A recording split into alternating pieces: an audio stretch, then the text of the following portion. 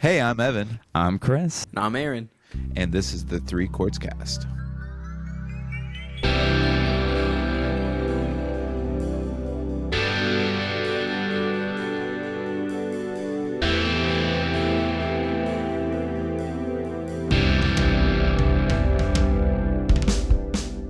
Hey, everybody, and welcome back to another episode of the Three Chords Cast. We just wanted to take a quick second to thank all of our listeners so far in this journey. It has been so much fun. It's been so rewarding. We hope to continue to reach more people, encourage more people, and share the word with as many people as possible. Thank you so much for viewing, listening, whatever platform you're on. It has been such a joy. Today we are jumping into our next episode. We're talking about faith in our 30s, what has changed since our 20s, which is kind of funny because one of our hosts here, Aaron, is technically not 30 yet. You had one job, Aaron. Hey, let's just do this episode again in 3 months. But months. it's close enough. We're actually, to make it a little more relatable for everybody, it's what's changed since our 20s, but also it can just be how your faith has changed over time. Like I said, today we are diving into that topic. Maybe you have felt that shift of like high energy, idealistic faith to something maybe a little bit quieter as you've gotten older, maybe something deeper, or maybe even more uncertain at times. I know that, I've definitely felt those moments of uncertainty. But in our 20s, at least for me in my 20s, I kind of felt like everything was ahead of me. Like I had so much to look forward to. I had so many big things coming, dreams, callings, prayers. And while that was beautiful and it, had so much purpose, there's just something about walking with Jesus in your 30s that hits different. And I know that, Evan and Aaron's still not being in his 30s, but he gets it. He gets that. But it's the tension of waiting. It's the juggling of real life responsibilities. It's the unexpected detours, very unexpected sometimes. And it's the deeper trust that forms when God feels silent, but you continue to show up. So today we're sharing what has changed in our own faith journeys, what we're learning, what we're wrestling with, what we have learned, what we have wrestled with, and just how we're finding God in the everyday. Because like Evan spoke to in our last episode, it's not always a burning bush, lightning bolt moment that, you feel God or you hear God. So whether you are thriving, whether you're struggling, or you're just here for the conversation, we're here with you. So let's get into it. So Evan, being in your 30s, I guess I'll start with you since Aaron doesn't meet those requirements yet. Woo! No, on a serious note, I just want to have you sort of introduce us to the topic of, what our faith looked like when we were in our 20s or just in the previous decade or when we were younger. And then even on top of that, like what you thought it would look like, moving into your 30s or however direction we want to go with it. Yeah, definitely. So in thinking about the last decade of my life and what did faith look like, kind of in college, coming out of high school, and I think we all remember that time, or if we are past like high school, college years, we look back at the time of end of high school. What am I going to do with my life? What are my passions? What are my goals? What are my hopes? And thinking about faith kind of coinciding with that, you think about questions like, what am I going to do with my life? What am I going to pursue as a career, pursue as a degree in college and things like that. And I love how, you think about the time, if any, if you have church experience or maybe you have like experience in some kind of youth or student ministry in your church, you have things like conferences or camps or different things that you go to that encourages young people in their faith and whatnot. But then as you begin to step out into just, the real world, like how does faith begin to look? And for me in particular, I remember being excited about life. I remember it being just felt this calling by God to be in full-time ministry. And then just on a, like from personal experience, I remember a lot of struggles happening in my life in my 20s where I was not where I wanted to be. I was seriously struggling with my faith. There was still this thing like faith in God excited me from the standpoint of like, what do I get to look forward to in my life as like a long term, like what is God trying to do? But as I kind of made some of those decisions that you make in college and like end of high school into college, a lot of those decisions were mistakes. A lot of things were learning experiences, and what I found through all of that was that as I went through struggles, I there was a lot of times in my life where I said that I loved God and I knew God, but sometimes that was me just talking, where behind the scenes I was doing things that weren't exactly lining up with what I was trying to say. And I felt like the Lord, especially during that time, led me through a series of struggles that really then not jump started, that's a bad word, but like springboarded my life into what the rest of it would look like. And fell back to this question of, hey, you know what it's like to be excited. You know what it's like to be on fire. You know what it's like to be passionate about God or Jesus or the Bible. But just talking about that only goes so far. Am I daily walking with the Lord? Am I choosing to put sin to death and follow Jesus as my Lord? And I remember there came a point in my 20s where I just was met with that question in a very serious way, was if I'm calling myself a Christian, a lot of people do that. But what does that really mean? Am I a follower of Christ? Does he and his word dictate like what am I going to do? So yeah, looking back in my 20s, especially, that was such a formative time where I had to wrestle with that big question of, am I a Christian nominally? What I mean by that is, I said, "Oh yeah, I love God. I believe in God. I'm following Jesus." I would say that, but then my actions wouldn't follow the things that I said. And so through other people, through life experiences, I was very much just met with that question of, well, what does that mean? You love Jesus, and are you just saying that, or are you actually doing it? Yeah, I think for me in that period too, in like the college years, for me it was what I would call sort of like an open door faith. You know, when the door is open and people are watching, right? That's when I'm practicing my faith. That's when you see me praying or you see me involved in, you know, Campus Crusade for Christ or whatever it may be. My actions being maybe not cursing or just acting in a certain way, but then as soon as that door's closed, it was the same for me. You know, I was not I was talking the talk but not walking the walk. Yeah, I remember specifically times in my youth and early college days where I would think and I would say, and I was even motivated by people who really meant well to be on fire for the Lord. But, say you go to camp and you hear the campfire message and everybody gets all rowdy and on fire for Jesus. And then you go back home and 2 weeks later, nothing's really changed. That's where faith for me felt like at times like I was on fire, or I was on like this like cliff top moments, but it really did lack depth. So that whenever things that were not ideal came around, or like I was experiencing struggles with particular sins, I forgot that. I forgot that Jesus was my Lord and that I'm supposed to be living my life for him. I exchanged that for this idea of like, I can run my own life. This is the time where I'm maturing and I'm growing into this thing of I'm deciding what I want to do with for my life. Man, what God taught me through that time was, I want your life. I want everything that you have from your 20s to your 30s and beyond. Yeah, thanks, Evan. Aaron, I'm gonna pick on you too. I know that we're joking that you're still in your 20s, but you've lived a lot of your life too, and you've been through, I'm sure, many seasons of your faith. So, would you like to speak to sort of what faith used to look like, when you were younger, a decade ago, however you want to categorize that? I'm really curious.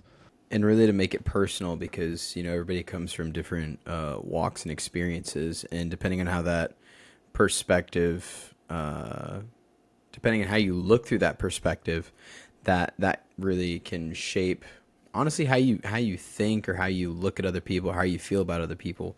I think when we share about our faith journey and what's changed from decade to decade, in talking about this, it's good for us to be really transparent, because there's so many times in your life where people just see you at the surface level and they make assumptions about you, or maybe they think a certain way based on what your life might have looked like, and that could be totally different. Anyway, kind of rewinding a little bit from that, my perspective and how my faith has shifted, you know, and I even lean back a little further from the 20s. Maybe it's just because I'm a little younger than you guys. Like when I think a decade ago, I'm still in my teens, right? But Oh, yeah. But no, in all reality, there's almost this different title on your life when you're that age versus the age that you're at right now. At 17, 18, 19 years old, I was a pastor's kid. I was that kid coming out of high school that everybody knew was going to go into ministry. When you have like your superlatives in your yearbook, that was like the most likely to, that was like, people knew that's where I was headed. That was the direction I was going. And it really, I almost had this perspective that was given to me of, this is the kid who looks like he's got it all together because of all this stuff that he has going on in his life. I'm going to come back to that, but fast forward now to being 29. I'm not a pastor's kid anymore. Technically, I'm still a pastor's kid. It's just he's not a pastor anymore, so that could change differently about how people think about me.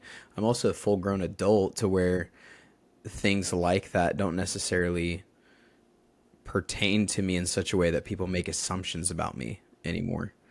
And there's a whole 10 years worth of life experience that now people, they don't make assumptions about me based on what they see. There are people that make assumptions about me based on what they read in my resume, or when I share for my first time in like a testimony time in a new church or whatever. I feel like the younger that we were, there's this titling that kind of came with our life of where our faith journey is, and now that we're here, it's people are no longer making these assumptions and stuff about you. You're putting this out there. You are, I'm not saying you're in control of that necessarily, but I don't know. Well, I think there's a lot more external factors that lead to those assumptions when you're younger. I mean, because you're still under your parents' roof, you're Yeah. hanging out with, you're hanging out with a certain group of people, but you're also sort of there by circumstance, right? Like, Yeah. it's not people you've necessarily like chosen to hang out with because like you actively went out of your way to like find those people, but again, it's circumstantial sometimes. So I think when Sure. you're younger, you have all these influences that cause people to look at you a certain way, or feel a certain way about you. But as you get older, like you said, and you hit adulthood, that really changes because you're more in control of, who you spend time around, how you present yourself. You've had the time to mature and figure out like really who you are and what you want, and what your values are, what your beliefs are. So that's a fantastic point, Aaron. I didn't even think about it that way. Yeah, no, I mean, I don't know. I mean, I didn't really want to go super deep or anything like that, but I think about some really crucial years of where I was in college, where there was almost this identity crisis that I had in my faith, to where the labels are stripped away. It's just you and a group of people that you do not know. I no longer have this backing now of what I looked like in high school when I went into college. It was different. There was almost this identity that I had to create, Which can be whether it dangerous, by the way. it very dangerous. Yeah. Yeah, absolutely. But when I think through that, it helps me understand that, we talked about this some in our previous episode about calling, career, and purpose. Think about it from that perspective a little bit. Those things earlier in your faith journey that were almost like titles that were put on you, or circumstances that just happen to put you with that certain crowd or that certain group, that does not define your purpose moving forward. As you continue to progress in your faith journey, there is a new path that you can carve out every single day. I really like what we've said here with like as we were younger, it was very emotional for us. And I think, that emotion is something that God really designed for us in our faith journey that would be there for us when we have those high emotions and we really lean into some of those things like we're on fire for God after that like mountaintop event. I think that's a good way that God can use us to really shape our faith for future times. The scripture, I thought of this verse while Evan was talking, 1 Peter 2:2, which says, "As newborn babes, desire the pure milk of the word that you may grow thereby." Are we going to make mistakes along the way? Absolutely. Are we going to do some things that could really change the trajectory of our entire faith journey? Absolutely. But as our younger, as we were younger, a huge goal for us was to just desire what God has for us. Because when we have that desire and it's unwavering, it puts us in a better position as we move forward. Yeah, I think I assumed that those like mountaintop moments that you guys are speaking of were like the only time that God was like really involved in my life, because it was the only time I really felt him. But I think it was also the only time I was seeking him, because I mean, obviously he was always there. And that's why like in my 20s, I know like so much of my faith was action based. It was like a lot of doing, like, it wasn't as much rooted in actually knowing God and understanding that like I don't have everything figured out. Like it's not just these big like mountaintop moments at youth group or youth camp or a worship night. It's that like that steadfast like faith no matter what, and continuing to pursue God even when it doesn't feel like you're on that mountaintop, but you're more so in that valley. I felt really dependent on some of those things that were attributed to me to say that, well, yeah, obviously I'm a growing Christian in my faith. Don't you know that I have this, this, this, and this? So while on the outside it looked like there might have been a really great outshowing of faith, there's probably a lack of depth too because of kind of pinning it on all that. I can't do that now because there are people that would say, "Okay, great, that was you in high school. What are you right now?" Um, Something that I think getting through that 20s stage that's really stuck with me is as you go through life, fewer and fewer people are going to care about what happened in your life from the 10 to the 19. And you could be stuck in that 10 to the 19 dealing with trauma, with hurt, with whatever that might be. But the majority of people in your life are not going to care about what happened back then. They're going to care about what's right now for you, or what are you bringing to the table right now, or what do you want to see happen for yourself. When you walk into a job interview, they always say, "Where do you see yourself in 5 years?" Never once have I heard in a job interview, where did you see, if you could look back 5 years, if you could go back. They don't care about that. They want to know what's ahead. No, but what's Yeah. important in your faith, but also in a job interview, is that you did live that time and how it, molded you, Sure. how you Yeah. learned from it, the Yeah. experiences that you had to get you to where you are today and made you who you are. So while they don't focus on it, it's still important, but you Absolutely. also shouldn't dwell in it because, Yeah. you know, Yeah. it That's happened as all that's part of up to God's you. plan, right? Yeah. That's up to you Hmm. to mold and make into where you're at right now. Yeah. And that might be really difficult for people. There might be somebody watching or listening right now that's like, well, there was some pretty messed up stuff that happened in my life in the previous decade or even from birth. That makes it very difficult to learn about and really how to shape your life into who you are today because of all that stuff that you're dealing with. I'm not trying to say that nobody cares about you in doing that. Clearly, it's not the case. But one thing that is important is we have to wrestle with that. We have to work through that. We have to check on that. One of my coworkers, you wouldn't expect to hear this from a guy who is a counselor, who is a minister to people, who when a family member dies, he's knocking on the door saying, "How can I be there for you?" And he just straight up said in a meeting we had a couple of days ago, he just said, "Yeah, I had to stop and I had to go get counseling because I'm like at the end of my rope right now, and there's just this tiredness that I didn't expect at this age, and there's just this workload. I don't know, maybe it's all this stuff put together, but as I've been talking with this counselor for the past month, there's a lot of stuff that's starting to kind of creep back from my teen years that I hadn't fully dealt with. And as I'm starting to deal with those things, there's this burden that's leaving me. We've got to work through some of those things as we continue through life. I think a lot of that comes with your spiritual maturity too.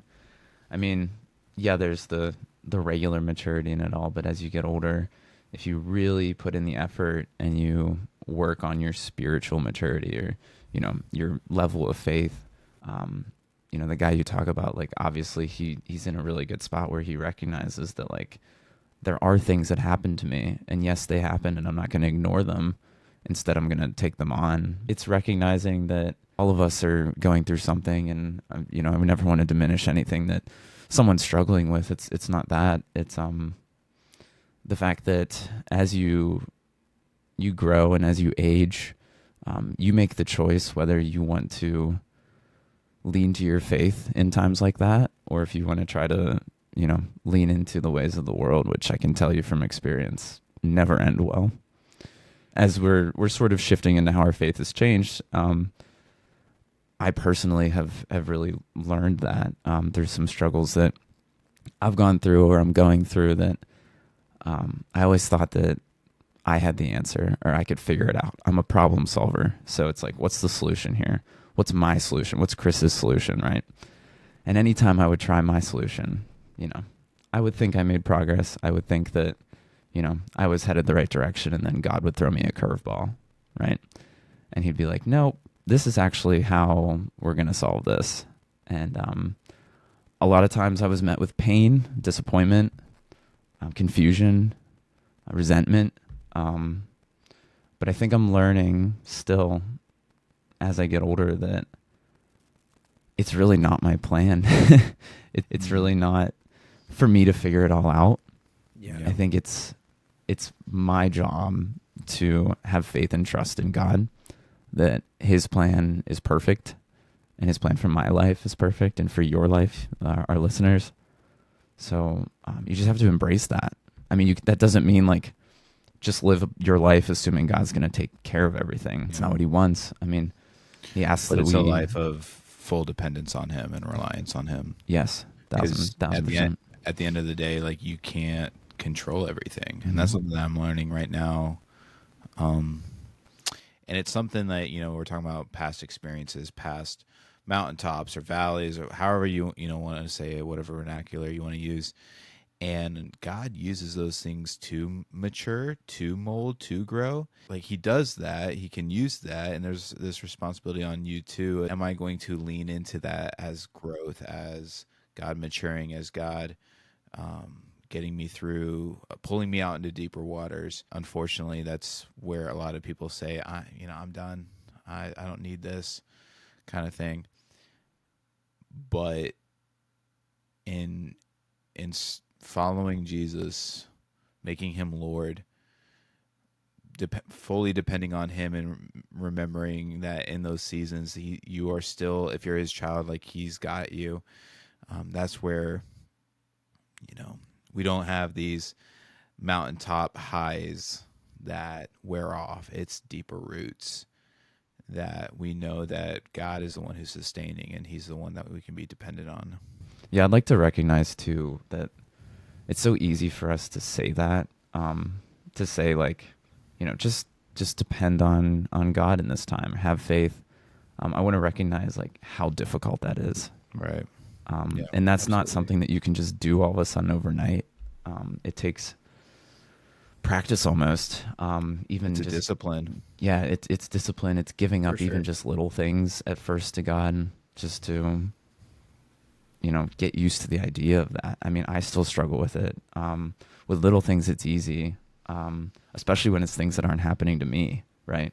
Happening to people around me. It's easy to have faith and trust God. My wife and I are really just experiencing a lot of different things right now, a lot of road bumps, you could call them, that I hope we can get into at some point in some episode with her on here. And man, it is really hard sometimes to have that faith and that trust in God when things just are not going your way. Things just, one thing after another is just closed door, closed door, closed door. Yeah, it's a it's a heavy topic, and I wanted to speak to it because I know that we have people listening that think like it's so easy for you guys to just say like have faith, have trust, but no, it is not. Definitely It is not. so difficult. I know we all struggle, but also in that, know that like you're not alone. I mean, I have you guys. You guys have helped me more than I could ever tell you. Surrounding yourself with people who genuinely love you and love God is so important, more than you could ever know. I want you to, Chris, to take this. We're going to transition to a next section about what's shifted, and we're already talking about like what's different in our 30s, and what's different is I feel like in my teens and 20s there were so many open doors. There were so many opportunities. There was so much that people were trying to pour gas on the fire that was inside me to try to say, "Hey, man, like what if God's doing this in you, or what if God is leading you in this direction?" Well, now my life in my 30s is on a trajectory where I have a calling, I have a career. I'm convinced, like I know God has me where I'm supposed to be, but it's not just high energy, light show, campfire service, encouragement. It's It's a grind. it is a grind. It is planting my roots deep into God's word, to knowing that in it says that he is faithfully loving me. He is always there. He always hears. He always hears your prayers. So don't stop praying to him, because even if it seems like he's being silent, he hears you, and he's in, maybe his answer is just being patient. Something that's shifted for me in my 30s is I started going to counseling, because to your point, Chris, I had a lot of people telling me to trust in God, and people mean well, right? I think where I'm at specifically, I have a very good church community who recognizes that just saying trust God, bro, is not enough. It's not enough. It's the right answer and a right answer, but I have to go to somebody and say that's hard to do when this door's closed, or this thing that I really thought was happening for us is just no good, or this person that I've been walking with has just all of a sudden said, I'm over God, I'm over you, I'm over this whole Christian thing, and I'm out. And it's like, at those times, I remember there was a specific story with something that happened like that, and all of us on this church staff gathered together, and one of the people in the room just kind of broke the ice by saying, "Hey, I know we are experiencing as a church family, as a staff, this really, really hard situation. And my encouragement to you is that you don't despair. God doesn't call us to despair. He calls us to put our faith in him and to faithfully walk with him." And as a 31-year-old man who just spent a year and a half of my life But it's a like life laboring of in this one full situation dependence that on went him, south, reliance on him. I was 'Cause like, at the end, have faith at in the end of the what? day, like you can't, that it's not going to Control work everything. out the And way I that's something wanted I'm it learning to right now. you know. It's easy And in that moment to think that you just wasted like a year of right, progress. right. And I understand I understand better now, but in the moment I felt like I kind of like, I understand, yeah, don't despair, okay, Jesus is great, awesome, whatever, but you don't know what I'm going through, and you don't know how this hurts me, and this affects me, and this doesn't make me want to get up the next day and say, yeah, I'm going to keep getting after it, you know. So in that time, and through experiences like that, and experiences like I had back in my teens, in my 20s, where I struggled, right? That's where now I look at my life and my faith, and it feels like something I have to be disciplined in. I have to say, okay, God, we're going to do this again. You think about David in writing the book of Psalms. I know there's other authors, but mainly it was written by David, the book of Psalms. And I heard it said that Psalms is the book that characterizes the human life, highs and lows and everything in between. Not to say that tritely or just like off the cuff or whatever, but it was because David, in the same time that he's saying, God bless you and praise you because I am fearfully and wonderfully made and your faithful love just shines. There's also David saying, God, you have left me. I feel like I'm left in a desolate land with no water, no security, no food. Where are you? And so I feel like there is a shift of that. And that's where we have to remember what faith calls us to do is to say, okay, Lord, I'm going to keep following you. I don't know. This thing on the right looks really good. And I think that's where you would, oh, we're not going to go that way. Okay, well, maybe this thing over here that I really, really want, that's a good thing. Okay, maybe you're telling me to be patient. Are we willing to continue to walk daily and choosing to follow him as Lord? Yeah. Yeah. When we were preparing this episode, I just wrote down some thoughts. And the one here that really sticks with me through what you said, Evan, too, is, as I said, I've experienced so much disappointment. I've experienced doubt. You have too. You're just speaking to that. I know Aaron has as well.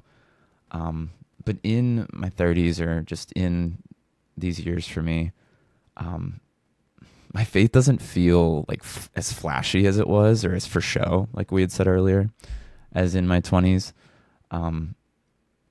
It's that real. Like it feels so much more real. Like everything up to this point in my life has continued to build to feeling like real. This is what everything that I've been working toward, including my faith. Relationships shift, communities change, and we kind of like really see at this point in our life like how complex life really is. Because when you're in your 20s or even earlier than that, you're so kind of self-centered. Like your world is small. You grew up in a certain place, went to a certain school. Same with college, but then after college, whether you go to college or not, even after high school, you like really take the steering wheel on your life, right? And you get to fully control it. But even though life is complex now, God remains steady through all of it. And that's what, I'm personally really learning. I'm really starting to realize that faithfulness is way better than hype, right? Like the hype is fleeting. It's temporary, right? But that faithfulness is the strong-willed, consistent.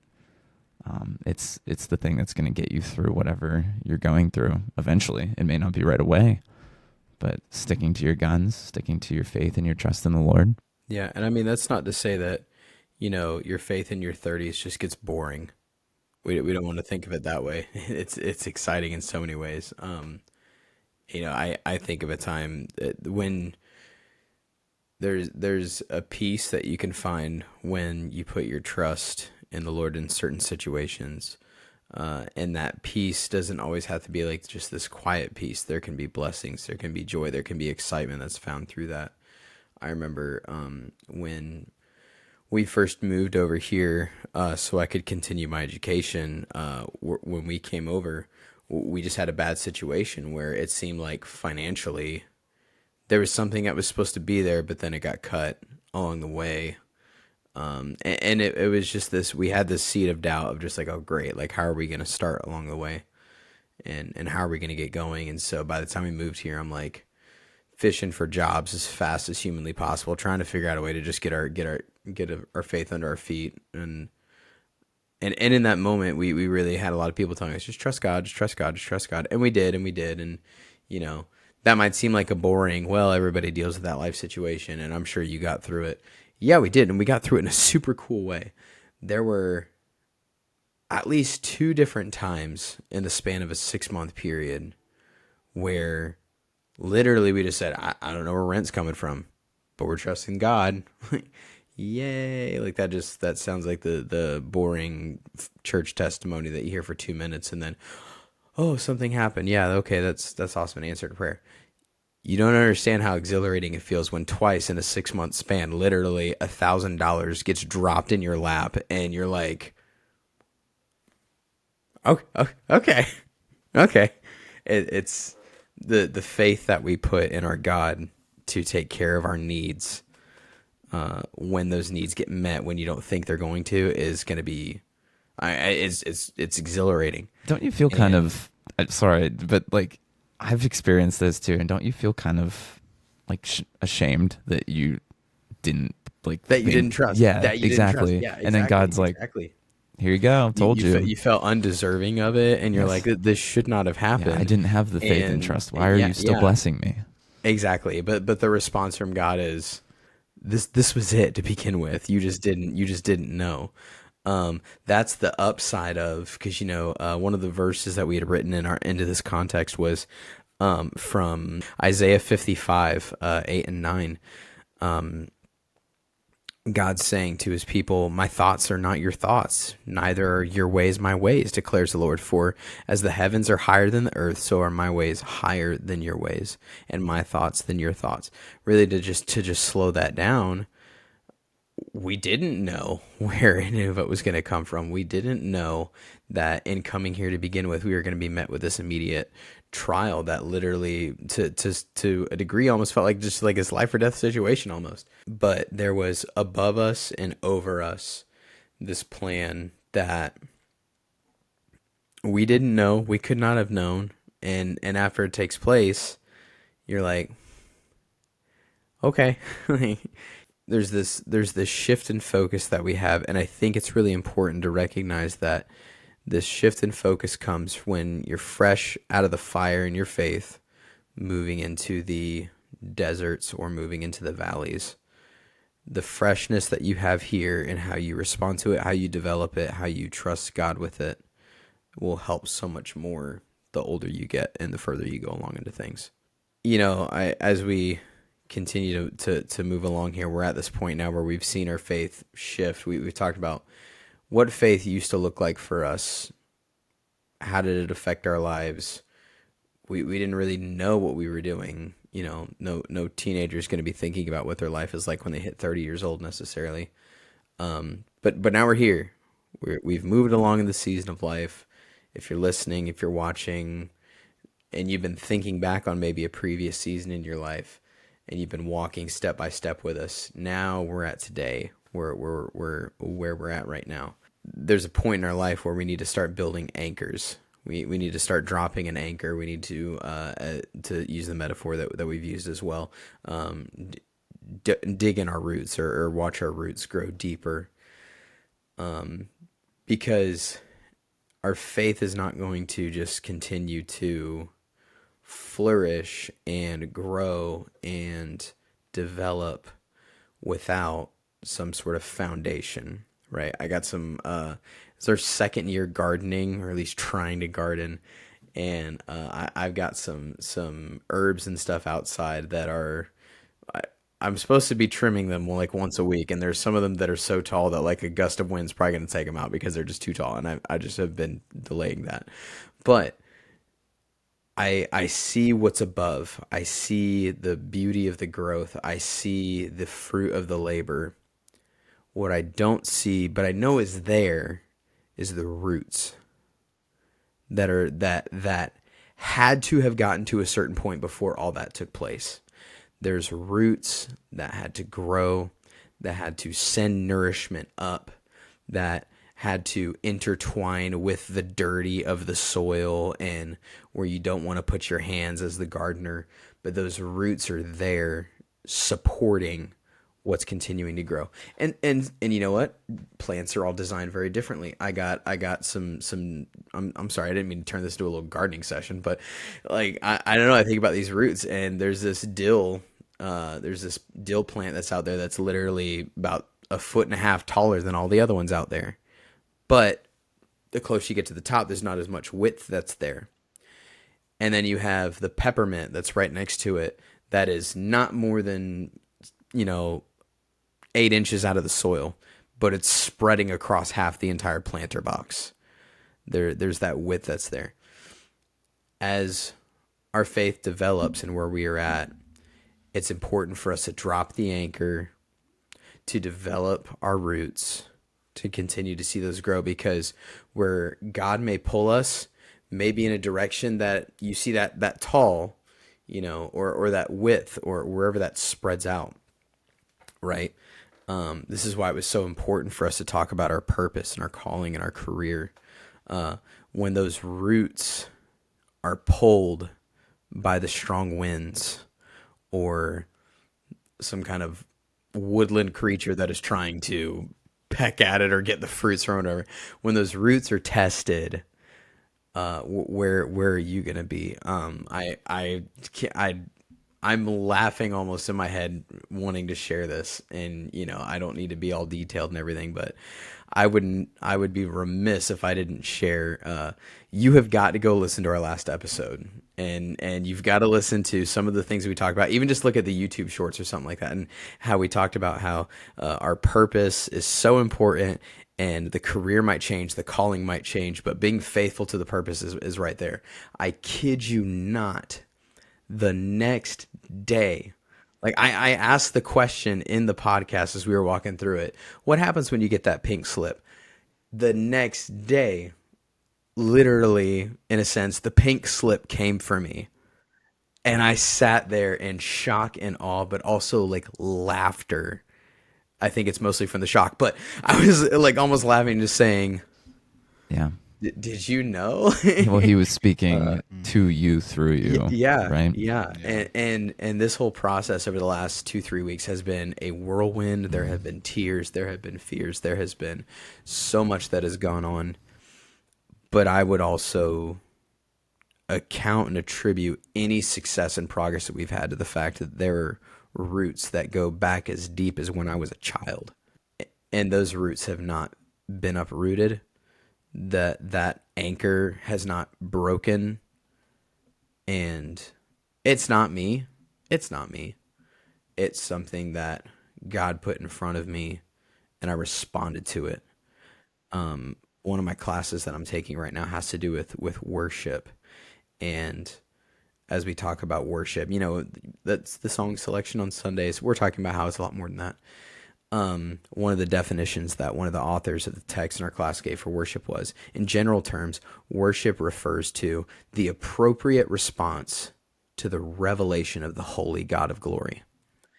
There was a revelation that took place in the last couple of weeks from a holy, perfect God of glory that said, this job is not for you right now. Or I have a job or a career or a calling or whatever that is different, that is changing, that is shifting. If I truly want to worship my God, and that's what I'm going to school for, that is what I love, that's what's ingrained in my bones. If I truly want to worship God, what's the appropriate response to that? That's what I got to figure out. And that appropriate response comes from the roots that have grown from my teens into my 20s, now in a few months, my 30s and beyond. And Aaron, too, considering, how real it is, the situation you guys are going through, I want to ask you the question, which it's obviously hypothetical, but how difficult would this be, or how more difficult would this be if you didn't have your faith through this journey? Oh, Because that's something I'm realizing personally. yeah, for sure. I mean, and when you're in church ministry and everything, there's a lot of people listening that may not be directly involved this heavily in far as like church ministry and stuff goes, but even just at a surface level, I don't need to get into any of the nitty gritty, but as far as just like emotions go, we felt hopeless. We, in a sense, felt betrayed. In a sense, we felt backstabbed. It was so out of the blue. And in the out of the blue, we have to sit and recognize that this is God moving in our lives. But when you look at the human to human interpersonal relationship that goes on, my wife and I sat down, and the phrase was said multiple times. This is the stuff that people leave the church over. More so than that, this is the stuff that people leave their faith over. But like you said in your question, if you didn't have your faith, or if you didn't have what you're developing right now, what would your response be? I stopped and I had to say, my faith is reminding me that I have to be here, and not I have to because it's obligation, but if I leave, I got nowhere else to go. I have no other greater purpose that's here to serve me. And I need to teach my wife and my kids in that same way, that we don't just pick up and walk away from this. We grab the roots and we look at the one whose ways are higher than our ways and say, all right, let's weather this storm together. Yeah. Let's do it. You turn to him and say, what's next, right? Yeah, absolutely. Yeah. Aaron, I love your analogy too about like the roots and the plants. I want to just recognize again, because I know that we have such a variety of listeners, people in different different progress areas of their faith, or maybe completely new to it. I truly believe that in that analogy, you may think like, oh, well, I've missed the opportunity to establish my roots. I think that we're given the ability to continually plant new roots through the grace of God. And so it's never too late to start putting down healthy roots into your plant, to keep the analogy going. But it's never too late to start practicing your faith more, to, give your full trust to God. While it is important to have those roots, like you talk about, to help you weather the storms, Aaron, and you can go far back into your history to see a lot of those roots. That's not the case for everybody. I mean, I can relate to a degree, but I know there's people that maybe this is their first exposure to something like this. So, they're just putting their roots in, but there's still healthy, strong roots that will allow you to grow and to flourish. The development of your roots, the food that you give to the plants, the water and the sunlight that you give to the plants, those are the spiritual disciplines, for those that are walking along their faith journey, maybe beginning, in the middle, in a crisis somewhere. Falling back on those disciplines is super important, like just being in time of prayer and reading God's word.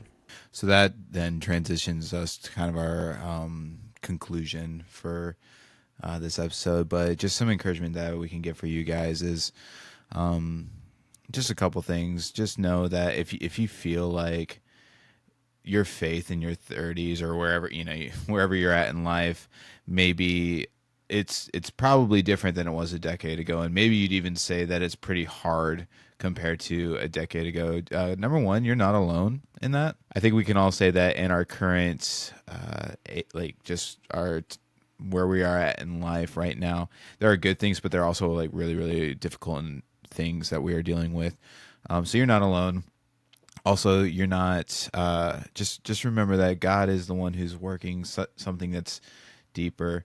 The way, we're talking about this idea of what are the roots, what are the anchors, what are the practical things that you can do to remember that God is continuously working is, by getting into his word, surrounding yourself by biblical community who can encourage you in your faith, by praying, by calling out to God. I talked about the Psalms and even the book of Lamentations that's in the Bible, where there's this calling out to God from a place of suffering. But the point of it is don't stop calling out to God. Don't isolate yourself. Don't get in this place where you think, well, God's not there, so I'm just going to do this thing by myself. Like, no, God is there, and be encouraged by that. You're not always going to feel it. You're not always going to feel like God's moving or God's doing or God's, whatever. But he is faithful. He's faithful to especially he's faithful to his children. So we can rest in knowing that. Also, just an encouragement is that if you are in a place where maybe you doubt that, know that that's normal too. If you didn't doubt it, then that means it would be fake. So I heard this really cool quote. Nobody has to doubt a fairy tale because they know it's not real, right? With this, with our faith and whatnot, it's normal to doubt. It's normal to get in this place of, I don't know what's going on. People in the Bible did that all the time, and that was the space where God came in and he said, I know. Are you going to trust me? Am I going to be enough for you? And in the end, if we do that, like Psalm 1 says, one of my favorite chapters in all the Bible, if we don't exchange our delighting in the Lord and delighting in his word, if we don't exchange that for what we want to do or counsel of the ungodly, the way of sinners, the Bible says, if we delight in the Lord, number one, the Bible says that we're blessed, but then two, it says in Psalm 1 verse 3, that person is like someone who's like a tree planted beside flowing streams that bears its fruit in its season. It may not be on your timetable. It might not be in the way that you want. It might seem like it's out of your control. But isn't that the beauty of it, is that like God is the one who's orchestrating and doing all the things, so that when we look back, I can think, wow, I had a really hard time with my faith in my 20s. God has brought me through so much to the point where I'm at right now. So please be encouraged. God's not done with you yet. God is still working. And our encouragement for you here at the Three Chords Cast is that surround yourself with biblical community that can affirm that in you. Get people who love the Lord and are faithfully walking and following Him to encourage you in that. Chances are that they're probably experiencing or have experienced or will experience seasons of struggles too. And then just know from God's word that He is the one who's faithfully there for you, and He loves you and knows where you're at. Amen. Thanks, Evan. We wrap up today's episode. I know collectively we all just want to say, if your faith looks different now than maybe it did, a couple years ago or 10, 15 years ago, or maybe even a year ago, that's definitely not a bad thing. It doesn't mean that you've lost passion. It doesn't mean that you've gone off track. It might just mean that you're maturing, deepening, learning to walk with God in a new way, and in actually a more real way, I would even say. Your faith doesn't have to be flashy to be strong, and it doesn't have to feel exciting to be growing. Sometimes the quiet, steady steps of obedience are the most powerful acts of faith. God isn't asking for perfection, and we can't deliver perfection. Only He can. But He is asking for our presence, and He wants to walk with you right where you are in the real, unfiltered moments of life. So whatever it looks like for you, make space this week to ask God, how do you want to meet me in this season? And then just listen. Just be quiet. Spend quiet time with God. He will give you answers, maybe not in the ways that you expect, maybe not on the timetable that you expect, but it will make sense. There will be answers and there will be direction, because He's always with us and always has a plan for us. So with that, we'd love to hear your feedback on this episode, on the show, on any of our episodes. I think this is our 4th episode, or 5th if you count our trailer, so we're making some great headway here. If you have a story, if you have a question, if there's something you want to process with us, we all have access to our email address, which is the3chordscast@gmail.com. Please message us on any of our socials. We're also the Three Chords Cast on all socials. I just want to say thank you so much for listening to the Three Chords Cast. Join us next time for another great episode.